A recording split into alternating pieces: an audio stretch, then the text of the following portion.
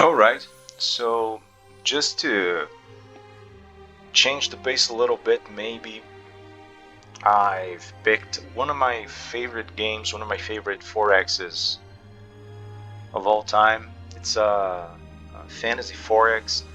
It's not on the same tier as Civilization or other 4Xs out there. It's I wouldn't say it's a simpler game, but it's a little clunkier, I'd say.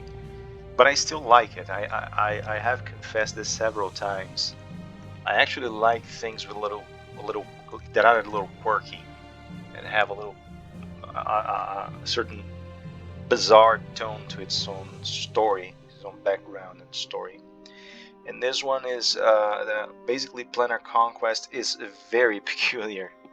It was developed by Wastelands Interactive, if I recall correctly. It was published by Slytherin, and it wasn't launched originally with this name. It was named Worlds of Magic. That was the first name for the game. So yeah, and the first launch, the original launch, was so filled with bugs, riddled with bugs. The user interface was just really messy and complicated, so they took it back and relaunched the game as Planar Conquest. And it's interesting because it's not the only one that was launched with problems. It's not the only Fantasy 4X launched with problems. There was Fallen Enchantress as well, which is a game that is sort of like in this line. I'm gonna make something about it.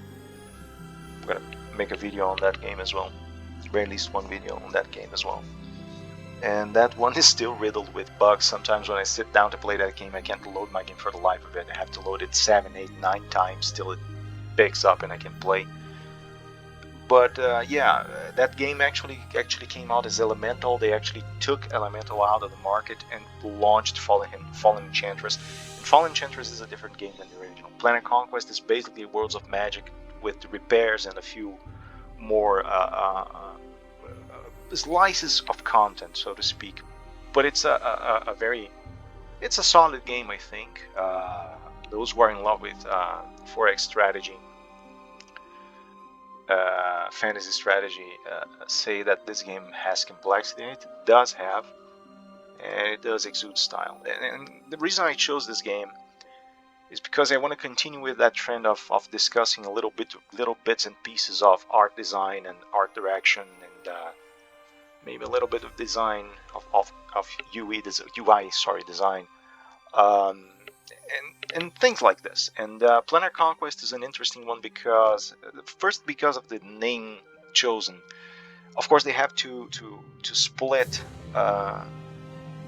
players' memories from the mess that was the original launch. I don't think it was really messy. I'm gonna get to that in a minute. But Worlds of Magic was a name that presented, I guess, introduced the game with more impact. Planar Conquest is kind of a flat name to me. It's good. Both names address the main attraction, the main goal of the game, which is basically to fight other leaders, other mages, through the many planes of existence. It is a nice implementation of this. It's kind of like Master of Magic, so this is actually kind of a spiritual successor to Master of Magic. Something that gets really, I mean, this game hasn't been played in droves since, and it was never really droves, you know, but the mass of players actually played this around 2016, 2017, and from then on the game was actually left behind because of several reasons. The game actually becomes, once you get what you have to do to win, I mean, I think that the game actually it loses it loses a little bit of its allure, you know. It has different factions. For me, I mean, I'm not by any stretch of the definition a pro gamer, so I still have lots of fun with it and learn new things day in, day out with this game. I even I even must confess that I didn't have the time to actually sink my teeth around this one. I was actually more concerned about the Civ series and stuff like this. But anyway, as I was saying, Planar Conquest is a game that got left behind so much more now that you have the remake of Master of Magic. So I saw a few comparisons by the end of this year and by the end of last year and the beginning of this year, sorry, saying that Master of Magic is more of a traditional experience, while Planar Conquest actually adds some stuff that the developers found it would be cool. And I haven't played the remake, Master of Magic remake. It actually demands more RAM than I have in this old boy here. But as far as people say, it's a fairly faithful reconception of the original experience from Master of Magic. You know, it's even more faithful than Caster of Magic, which turns the game into a much more puzzle-like and streamlined experience, in the sense that you have to do certain things to beat the AI and so on and so forth. I don't have a problem with things like Caster of Magic or for example, I actually used to play Black Moon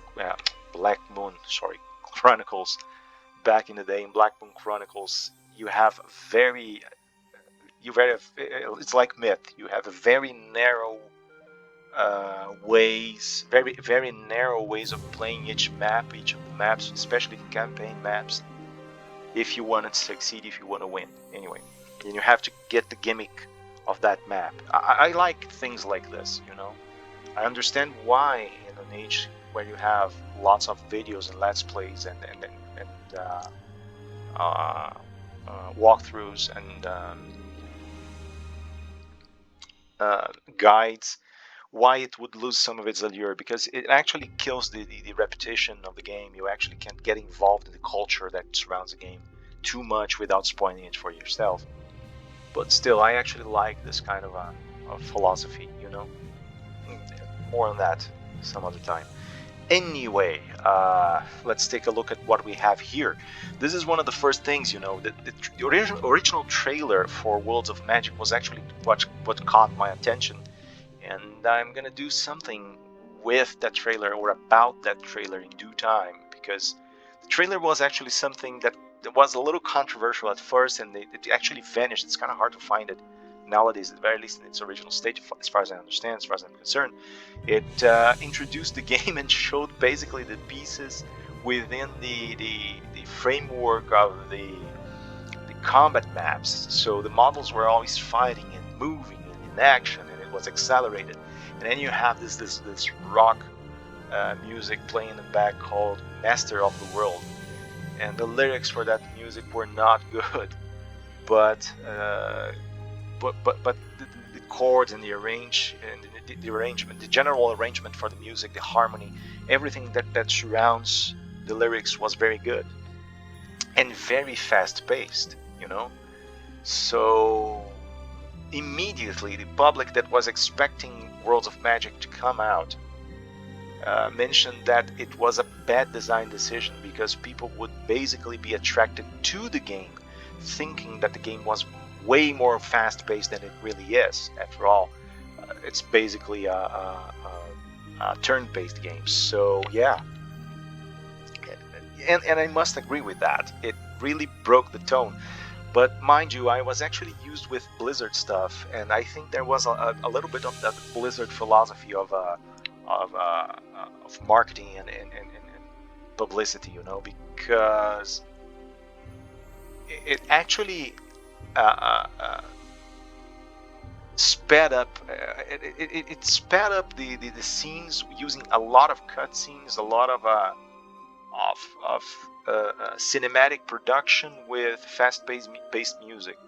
Only Blizzard actually privileged songs that were way more orchestral, way more grandiose. Remember, for example, the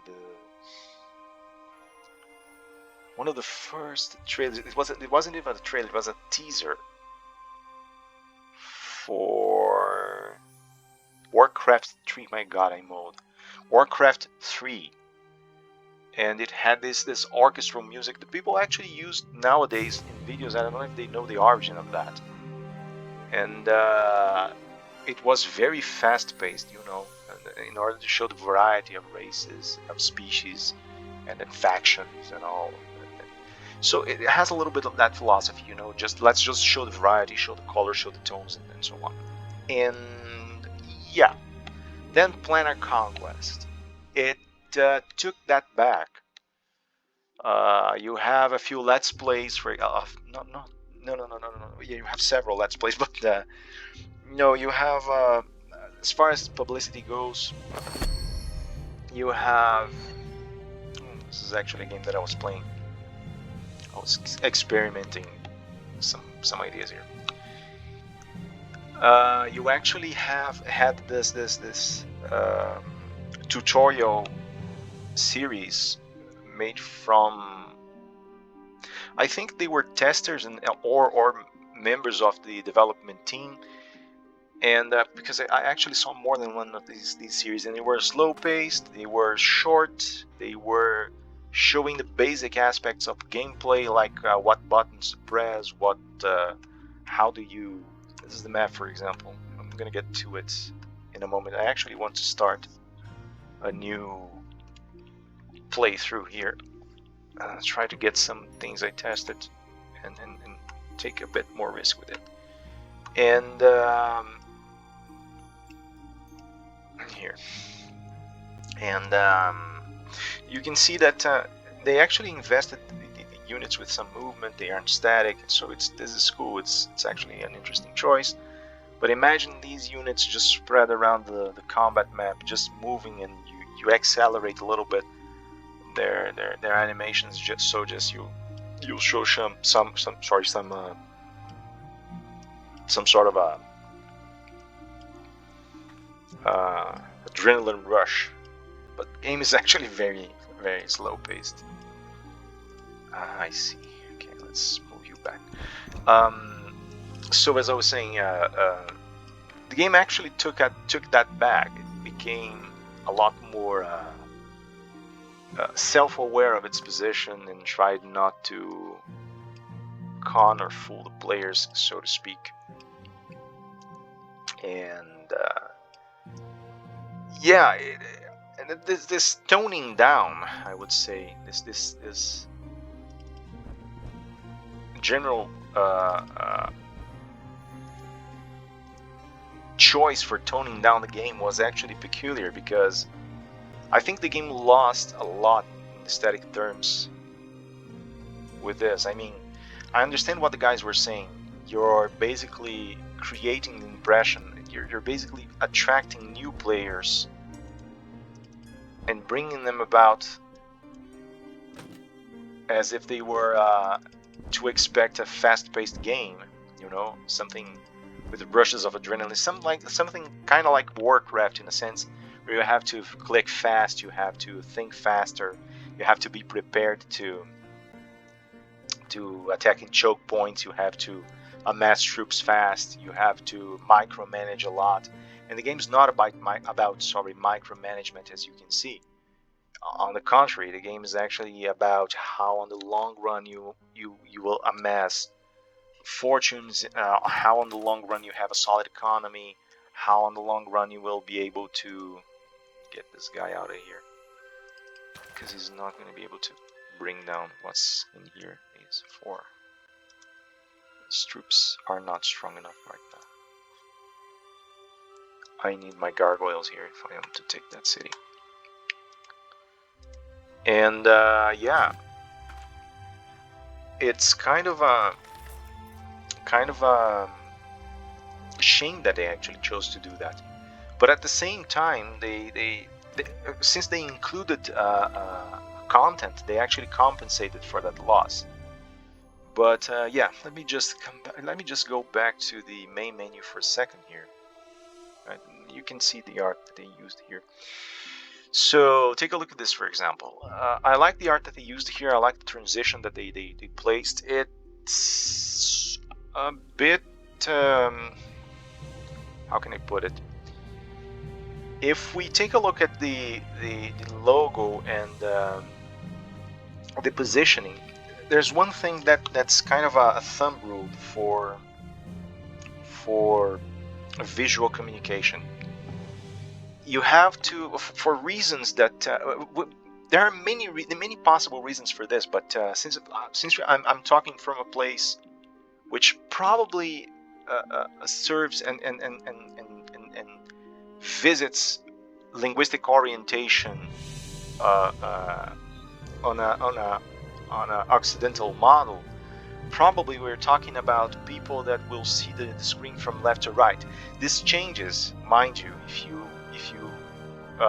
observe, for example, Japanese art, Korean art, Chinese art. This actually changes. It changes a lot because the orientation of the eye, the visual orientation that you will find in there, it's basically from the left to the right, or from right to the left, sorry, or top down. So you have different positions to concentrate your vision, your eyes at first. In here we mostly go from left to right, and the main part in any portrait, in any screen, within any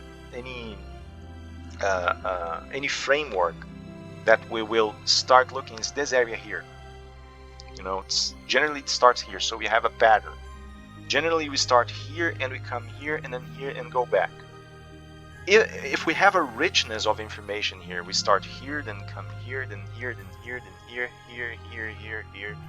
So the first thing that you're looking at is in fact the menu, which is okay. I don't particularly mind. But it's also the first impression that I'm gonna have about your game, about your product, about your piece of art, you know. So when I look at this, first thing, this is the area where most of my attention will be concentrated, will be focused at first.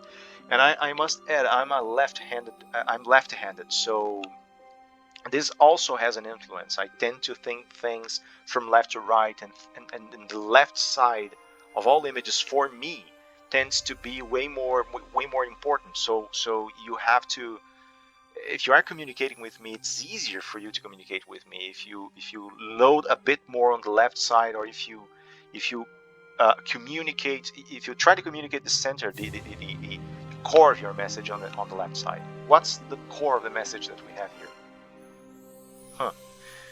It's not even the menu. The menu is okay, it can be here, but in order to put the menu here, they actually had to get, in order to stop any noise on the second plane, on the background, they had to eliminate all sorts of radical colors, of radical images. And they had a pretty good idea in here, because they actually framed two sides for the image. You can see that the image is very asymmetric in a sense. It is actually rebalanced because of the menu, but the left side is actually obscured. You have colder tones, you have gray, you have only points of white, because it's representing basically an astral map, or the skies, the night skies. And you have also this is actually rather brilliant. I love this idea here. They are actually showing patterns as constellations, as an astronomical or astrological map. Who knows how it would appear in the context of the game. But and they have this faint impression of Aurora Borealis here, and then from this the title emerges. So this is actually very well done. My only gripe with it is that you have, since you have done this, you have made me look at the first part, which is basically the most obscured part. And it's okay if you want to do that, but then please give me a menu that will actually beg for more attention. I mean, the fonts are a problem here.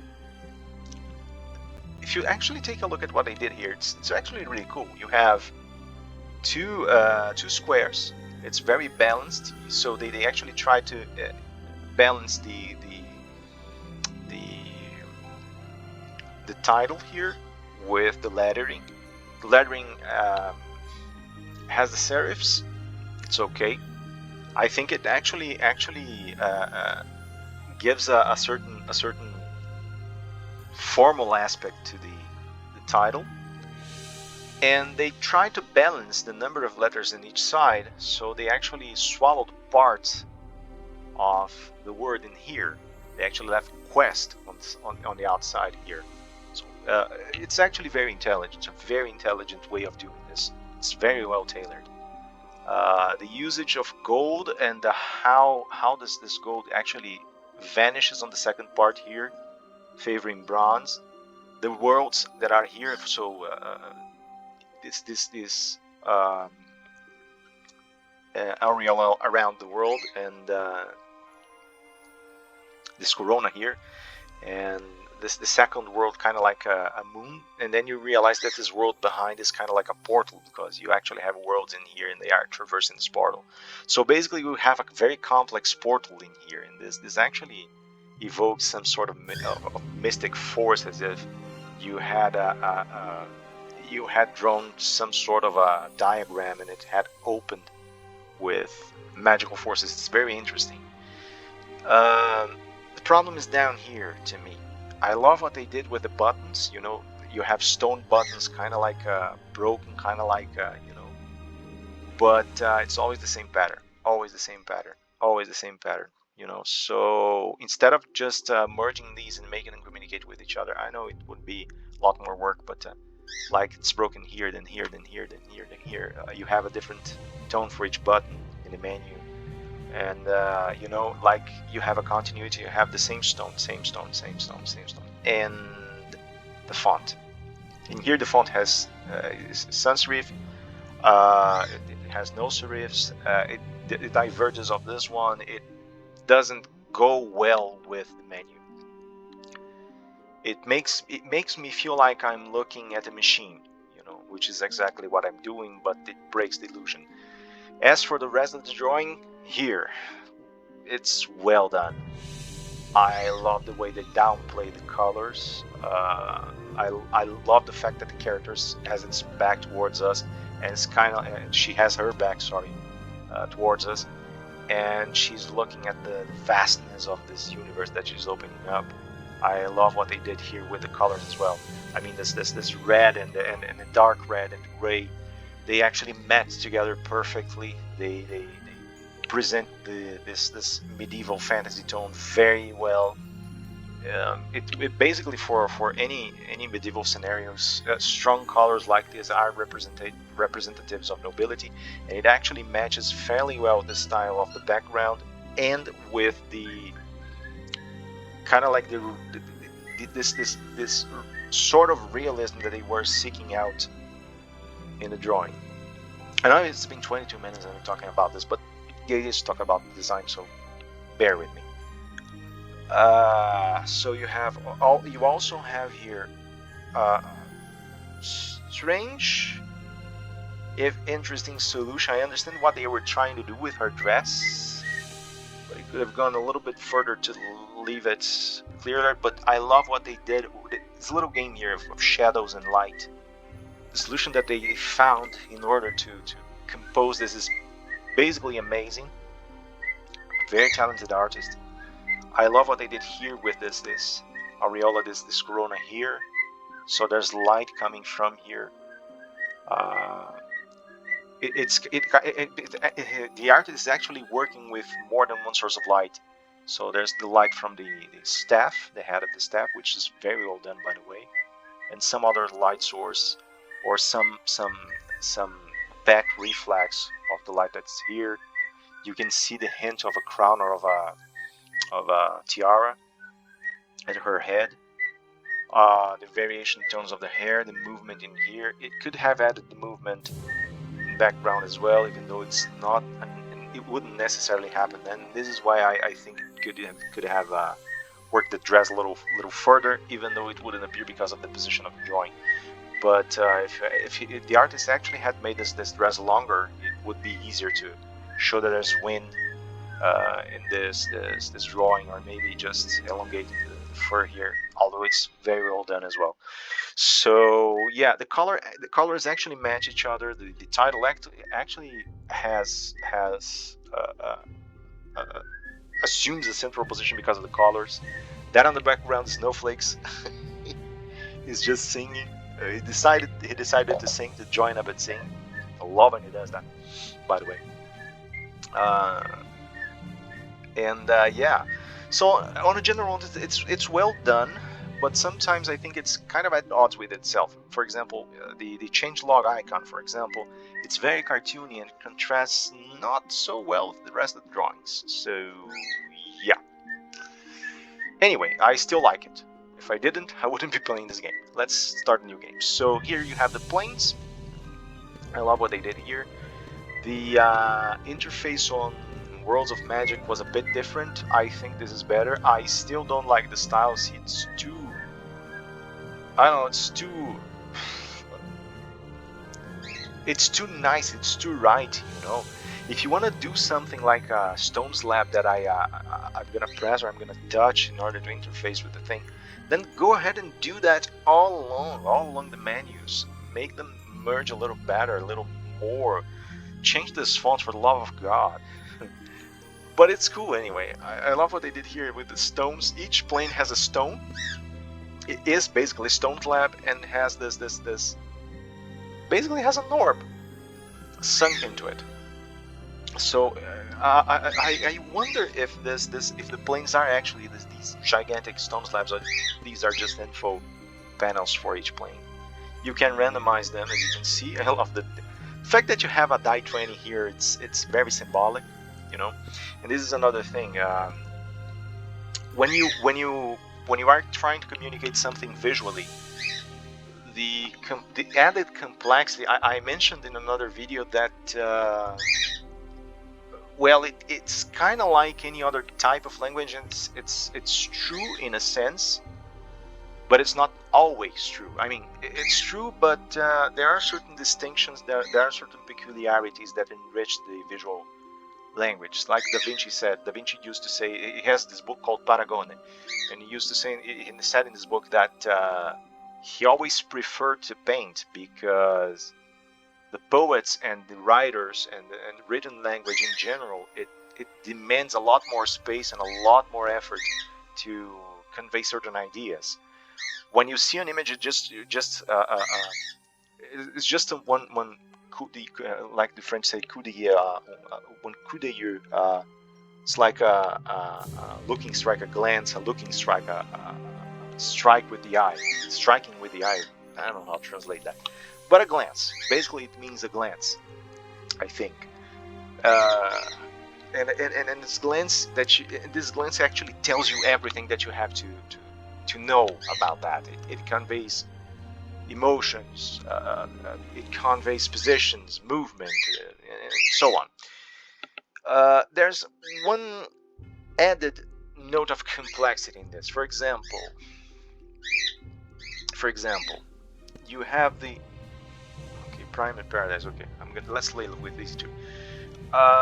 For example, you have for each plane you have one of the slabs, and they aren't even. You can notice that they don't even out. Of course, if I click them, they get bigger. So, but they don't even out as far as the line goes. You have this and this and this and this and this and this. Okay, so this is actually trying to translate the impression of a symmetry for me, but at the same time it tries to balance. If I go past a line down here, the game is actually going to try to balance these heights, you know, not by making them perfectly symmetric, but by applying peaks and valleys in order to keep both sides sort of harmonic as far as the eye can see. Okay, this is one of the points. The other point, why am I insisting so much on the aesthetics of these menus? For example, if I am trying to play a fantasy game and I see like a slab with rooms and stuff like that, I'm actually invested in that because I'm actually buying the idea of magic, tradition, ancient knowledge, and stuff like that. This is actually communicating towards me through at least three different dimensions: a sign dimension, the rooms, the stone, the whatever; a representational dimension, we are accustomed to see these things in traditional culture, and we are accustomed to associate this to ancient and medieval cultures. So there you go. And a symbolic level, which reminds me that these rooms were actually used. For example, these little rooms that appear in this frame here, they were actually somehow used in religious rites. They evoke the idea of mysticism, the idea of mystery, the idea of magic, these transformative alchemic capacities that we have, the investment in a transformative world, the idea of power, the idea of wisdom. All these ideas, they are very, very ingrained in our unconscious minds. So basically, we are. The image has this role. It actually wants to present a message that will strike your unconsciousness. So when it does so, when it actually manages to reach the unconscious level of your psyche, it actually starts communicating something. It actually starts pulling from there pulsions, emotions, actually psychic forces that will have you dealing with the piece that you have before yourself. This is what this game does for me, for example. I always loved fantasy and sci-fi. And this actually evokes a very particular, very interesting kind of fantasy for me. The Die 20, it's the same. Basically, played RPGs my entire life, and probably someone that's coming here actually played RPGs. The reason that someone would have to come around and try to play a game like this. The Die 20 is very evocative. I mean, it's basically the main meaning for anyone that has played D&D Open License or D&D 5th or D&D 4th or AD&D or the first D&D. This accursed die is basically the representation of randomness and how you struggle to make your character better and fight the randomness that there is in the game. So that's unconscious. So yeah, okay. And basically these parts of the menu, they break this illusion. Look at this, for example, this area here. It's organized, I mean, it's clean, I can see, I can deal with it, I like the colors and everything, but it looks, all of a sudden it looks like I'm playing a sci-fi. I mean, the shapes, they are very acute, they aren't round, they aren't, I mean, it's even, and I could buy this idea if there was something like this inside the game, but there isn't. I mean, I don't see tech in the game. It's not like Etherlords, for example, that mixes up certain medieval ideas with contemporary ideas, with steampunk, with high tech. It's really cool. I actually should recover. I don't think many people remember Etherlords. I actually should should pull up Etherlords from the depths of GOG and do a playthrough, because it's an interesting game. It's I mean, it's a great grandfather to computer card games. So yeah, and here we have the races again. You see, again, this is not natural, you know. The idea with medieval aesthetics is that you want to go a bit rustic, or you want to show something that was made, conceived by human hands, and that suffered the attrition of nature throughout the times. But complaints that I don't have, what they did with the sieges and the banners for the factions. The dwarves look, each of them is actually wonderful. I like what they did with the high men. Basically, this is very Tolkien-esque, high man. So yeah, I love what they did here. The leonine, it's kind of like a mix up between a lion and a wolf, I think, but it's basically a lion, of course. I love what they did with the shield here, the color. You can change the color, but their color is basically, the shield color, banner color is basically blue. The gray elves, I love what they did with the elves. I mean, it's this dark, it's basically wood bark, and the darkness that runs over it is this dark brown and gray, this mixture between dark brown, and gray. The paleness and grayness of the skin, the tendrils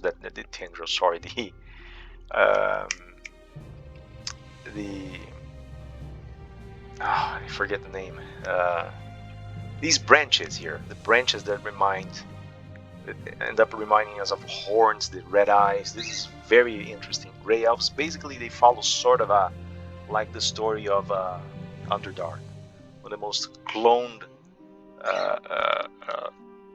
species or factions in all RPGs. The orcs, round shield, like the round shields of Vikings, like the round shields of the barbarian tribes. Simple animal paw, wood, very rustic. It's very cartoony in its style as well. I don't mind that. I actually particularly like that. Again, dwarves, round, center, like the barbarian tribes, a face carved in stone, burning eyes, very, very evocative of the dwarves. Now the dark elves, look at this. Oh yes, the grey elves here are the kind of like the high elves. They are, it's very Tolkien-esque as well. Kind of like the grey elves of Tolkien. Look at this now. The broken siege, the broken herald, the cobwebs. This is basically Underdark. Again, paleness, but now with hints of green, sort of yellowed, kind of this kind of a diseased look. Glance at it. Unhallowed, four horns and skeleton, the blue eyes, this coldness, that coldness, you know, kind of like the negative energies from D&D. Broken slab behind. These little trickles like cold blood, like rotten blood, running through the cranium. It's very interesting. The draconians, again, this mosaic composition like lava. The draconian face, kind of like the reptilian face with patterns. Lovely work. And the Mirrodans. The Mirrodans are basically the insect people. Also, I love what they did here because it's basically like the Grey Elves, but at the same time it's kind of like a more natural wood, like marked by their passage, their head, the glowing eyes. Look at the format here, the shape, very well done. This contrast, the palette very well chosen. Each palette is very well chosen here. So yeah. So you can see why this game actually fascinates me in this level. It's very generic, as you can see. The choice of races. I prefer what they did in Fallen Enchantress, which is very interesting. It has a proper lore, a personal lore. But I like what they did here as well. So let's go with the conventional thing. Let's get the Hymen, but let's put them in red. You have the pre-made lords. I'm gonna go and create our own lords, our own lord. This case, I have an idea what to do. Take a look at the pictures here. They are very D&D-esque. So you have a beholder, you have the ice witch, you have the Alcadin guy. I'm sorry to call him the Alcadin guy, but it's kind of like what it is, you know. Basically, this Middle Eastern figure.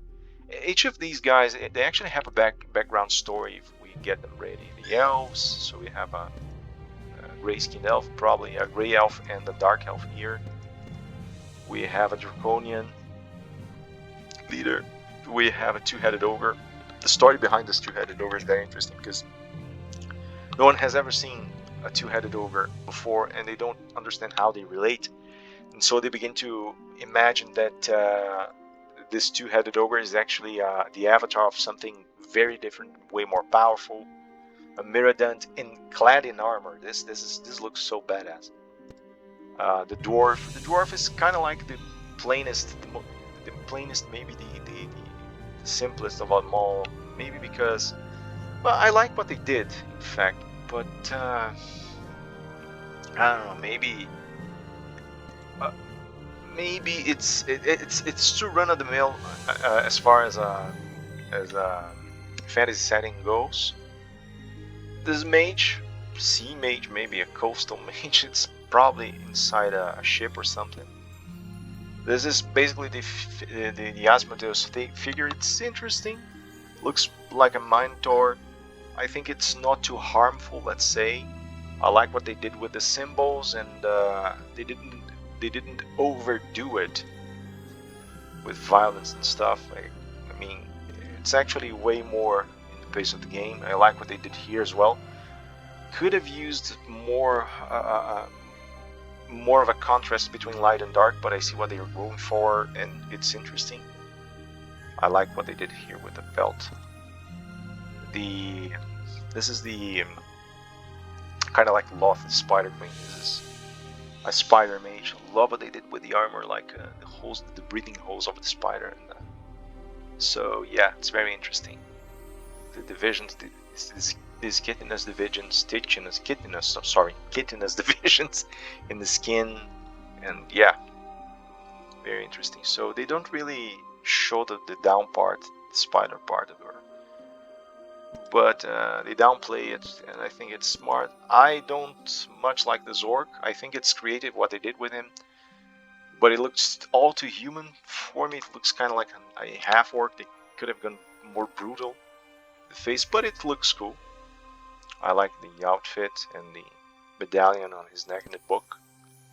The dragon, it's basically a dragon head. It's well done. I like the palette. I like what they did with the reflections on the scales. The vampires, what can I say? I think it's kind of some of the parts are interacting in an odd way. I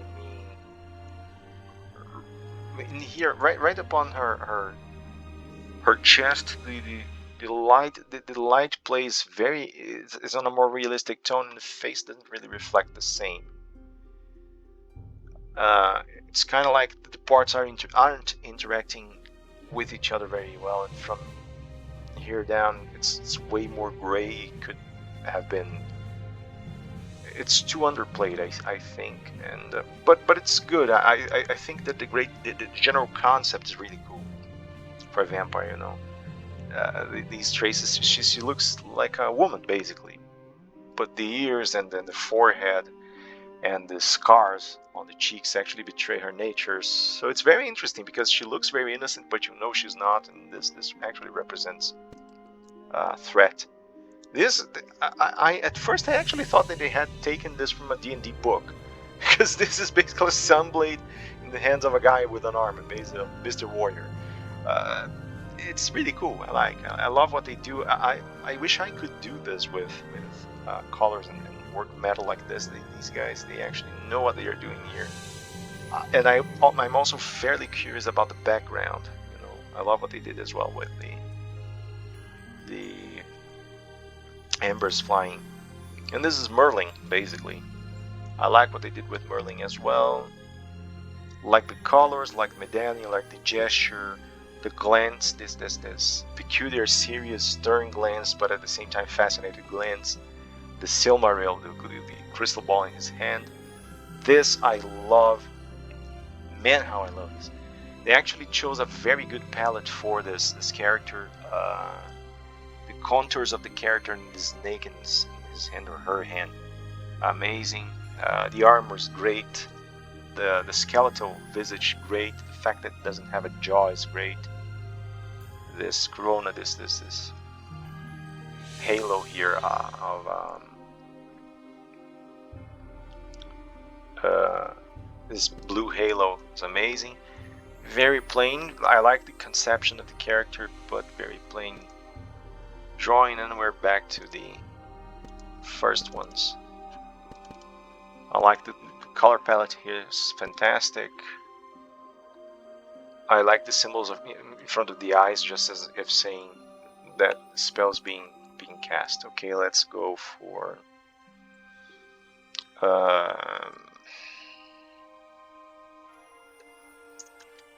okay, let's put this name, Fafnir. Oh no, wait, this is not the portrait I want. I want this portrait. Yeah, I'm gonna play the dragon again. I'm gonna keep using that formula that I intended to use.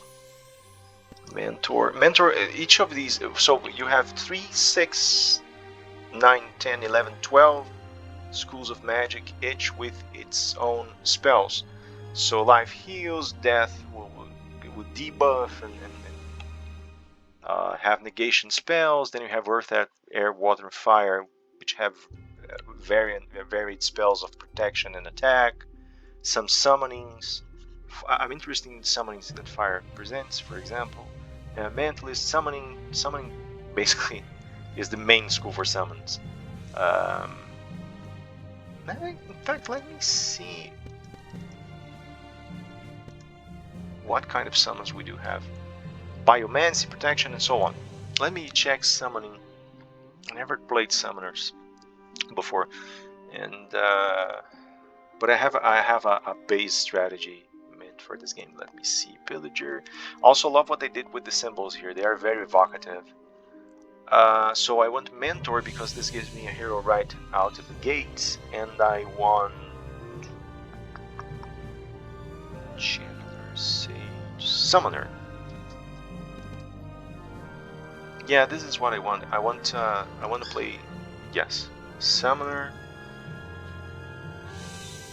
20% Warlord.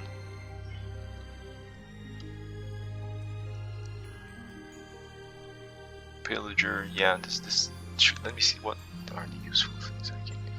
This is useful, Warlord. Okay, let me see if I now have to choose the spells. Let's see what can you invoke. So slime, phantom warriors, sprites, raised skeletons, hellhounds, healer familiar. Many of these spells they kind of repeat themselves school by school. This, for example, is from the fire school. This is from necromancy. This is healer familiar. I don't know if it's air, what, phantom warriors. I think it's water. Zombies, gargoyles, it can actually invoke with fire. But in here, you don't really have buffs or debuffs. You only have summons, apparently. You actually gather all the summons from the game. I don't know if that's what I want. Let me check other things right here. Augmentation. See, augmentation. Blast weapon, full sails, fertile soil, slave works, dark rituals, reason. Yeah. Basically, you have buffs and debuffs galore here. This also can be found in several other schools. The spells do repeat themselves a lot. That's a certain problem. Could have added more unique weakness, fire, and yada. But you can also mess around a bit more depending on the school you actually. It's just a sad thing because, for example, let's say that I want to heal. Okay, if I choose life, of course I'm gonna have more powerful forms of healing. But I can choose biomancy and mix and match, and then I wouldn't have to spread out my points to 2 or 3 schools, which would be sort of a problematic and point anyway because I don't really have more points. It's not like Planetfall, for example, in which you actually gain experience with your leader, with your mage. Your mage is just this, and as far as I understand, and that's that. So you gotta use what you have right now. And if I want, for example, if I want to have all the tiers, I would have to lose one of these or 2 of these or 3 of these, or actually pick up a disadvantage in order to apply more points, for example, like this. If I'm ascetic, for example, prevent Sorcerer Lord from stockpiling more than 1,000 gold in his coffers. I don't want that. So in here, Bloodletting, these things appear in other schools as well. Disrupt Undead, Ice Bolt, Horse, and Black Eyes, Arctic Till, Shooting Stars, Fireball, Tremors. I also would like to see stronger spells in the game, man.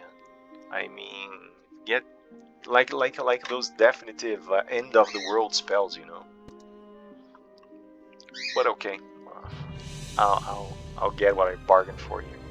Let's see Earth, for example. Earth. So, take a look at this. Stone Skins, Lime. We saw that. Fertile Soil, again, it appears in 4 or 5 different schools. Nature's Eye. So you have plenty of. I would love to see the Owl Bears here. Let's see their stats. Can you show me their stats? You can't. You know? Yeah, okay. I could go summoning, but I don't want to because I'm gonna go fire. I'm gonna lose ascetic. Why am I gonna go fire? Because I have gargoyles on the 2nd level and I can buff and debuff a little bit. And that's what I want. I wanna be able to invoke tons of gargoyles. And I want to be able to use the spell. So here, I'm gonna have to get all these spells. I have no choice because this is my only square. I have to have 6. Tier 1 spells are a waste points out of nothing or for nothing. This I'm gonna have to research within the game. Flaming I want the gargoyles. Of course, I want the gargoyles. I could just lose one of these and get one more point. Oh, I had one more point. Alright. Good. So I have 2 tier 2. Now I can put Flaming Web, Chaos Channels, Arson, Discord, Wall of Fire. I want Wall of Fire as well. Wall of Fire helps me protect my cities. So you can buff the cities, you can buff your characters. Again, I could use more spells. I could. But that's okay. So basically you're going to be the dragon that rules over a human nation. That's the main idea here. Role-playing a dragon that has students amidst his followers, and that relies heavily on summoning to do his bidding. So he's actually a ruler of creatures. City of Rings. Okay, this is random. The names are random as well. So here's the start of the game. I have like 15 minutes with this video. I'm gonna split here, and then on the next one I'm gonna start playing this, and we're gonna see how far can I go with this. Okay, so this is it for now. And also I want to discuss the design that they have on this, basically on the map, the characters and everything, as we go, and I want to talk a little bit more about visual languages as we go. Okay, see you next time then.